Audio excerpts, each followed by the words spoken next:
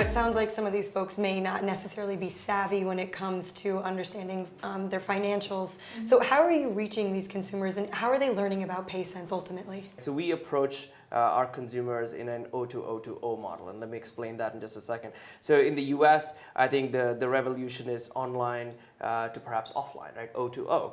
In India, most people will say it's O2O as well, but it's offline to bringing them online, right? But I think for PaySense, what we've discovered is that it's O2O2O. They discover us online, and then we have to engage them in a semi-offline or offline way, where we do say, okay, well, your first engagement is you see a YouTube video, and then a pre-roll, you discover PaySense, and you say, this is interesting, but I'm not ready to engage with you in a digital way, but maybe you can call me, right? So the first interaction is a call me.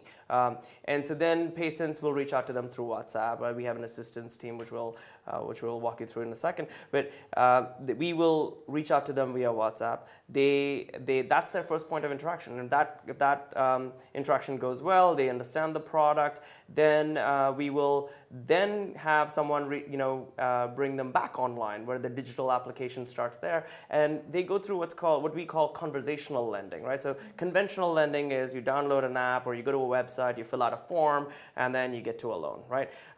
In conversational lending, it's just like you and I are talking right now, but it's over WhatsApp or a channel that is more convenient to you, and a chat interface perhaps that you're very familiar with.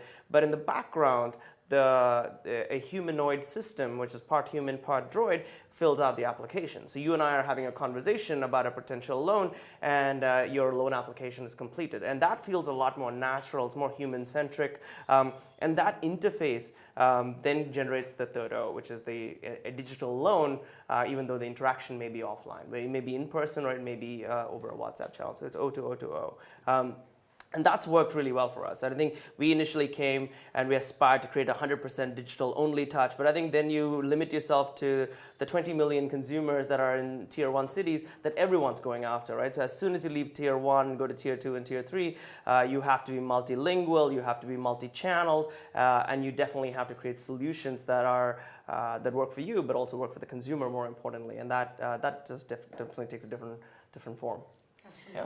In fact, Prashant used to have a digital fidget spinner, and that fidget spinner used to take about 5 minutes, yeah. And we challenged our product team to the loan should get out before the spinner stops spinning, and they did it, and we were very proud of it.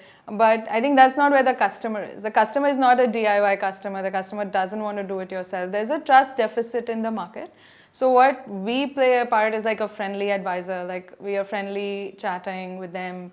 We are telling them what to do, what not to do. If they have debts, we are telling them, just pay this back, like get a clean record. And so we are helping them out with their financial needs. And that's the role the assistance is playing.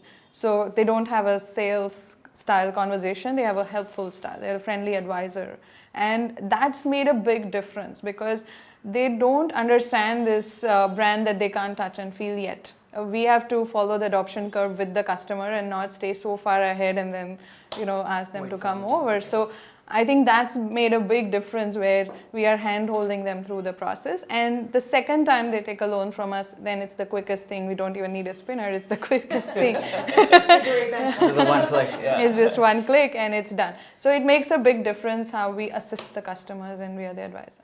There is a slight nuance, but quite fundamental difference with, by the way, a traditional bank would approach a consumer versus how we approach a consumer, right? A traditional bank is trying to find the data on the human that they're trying to serve. Whereas PaySense has access to all this rich data and is trying to find the human in that data and reconstruct the human that we're trying to lend to. And that gives us a more comprehensive picture of who this person is, and why and how we should be able to serve them better. So we're able to tailor to the individual, rather than kind of have the individual kind of present themselves and find the data on the person to then give them one of the stock products that we offer as an institution. I think it's a very nuanced, but it's a very fundamental difference that I think Sally and I brought into the lending ecosystem here. Well, it's great to hear the challenges that you've solved for in the industry, and thank you both so much for your insights today. Appreciate it. Thank you very much. For Medici Studio, I'm Shannon Rosick.